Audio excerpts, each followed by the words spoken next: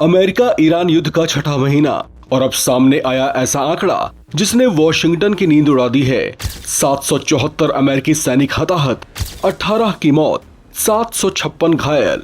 लेकिन ठहरिए, सबसे बड़ा सवाल ये नहीं कि कितने अमेरिकी सैनिक घायल हुए। सवाल ये है कि जब पिछले कई हफ्तों से कोई बड़ा युद्ध नहीं हुआ तो अचानक पेंटागन के आंकड़ों में सैकड़ों घायल सैनिक कहां से जुड़ गए। क्या ईरान के हमलों का असली असर अब सामने आ रहा है? क्या अमेरिका अपने नुकसान का पूरा आंकड़ा देर से जारी कर रहा है, या फिर पेंटागन का डेटा सिस्टम ही देरी से अपडेट हुआ?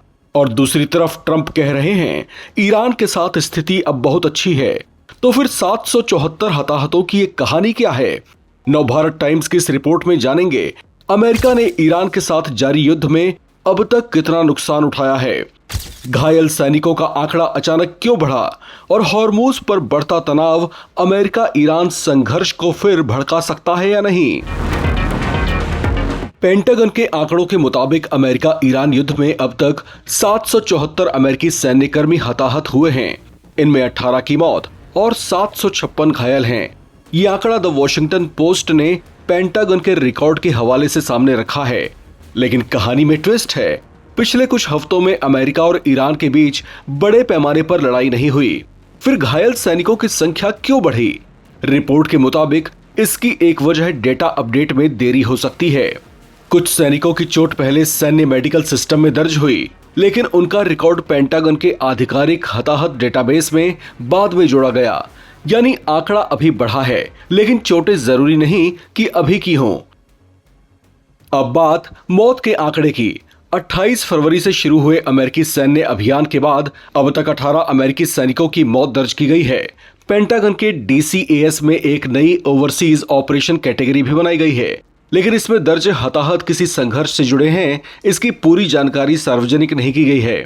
यही वजह है कि पेंटागन के आंकड़ों पर सवाल उठाए जा रहे हैं। उधर ट्रंप का दावा है हालात अभी बहुत अच्छे हैं, लेकिन वॉशिंगटन और तेहरान के बीच बातचीत रुकी हुई है और युद्ध विराम भी खत्म हो चुका है। यानी शांति है, लेकिन भरोसा नहीं।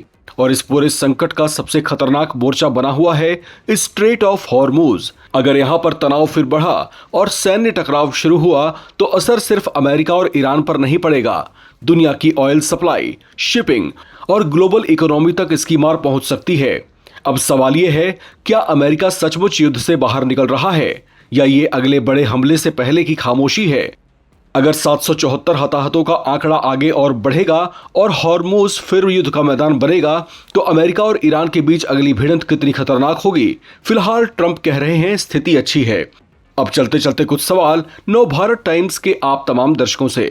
आपको क्या लगता है, क्या यह युद्ध विराम से पहले की शांति है या अगले बड़े धमाके का इंतजार? और क्या वाकई ईरान के हमलों और अमेरिकी सैनिकों की मौत ने ट्रंप के हौसले तोड़ दिए हैं? कमेंट करके अपनी राय जरूर बताएं। चैनल को सब्सक्राइब करें ताकि आप ना रहे किसी खबर से बेखबर। देखते रहें नवभारत टाइम्स।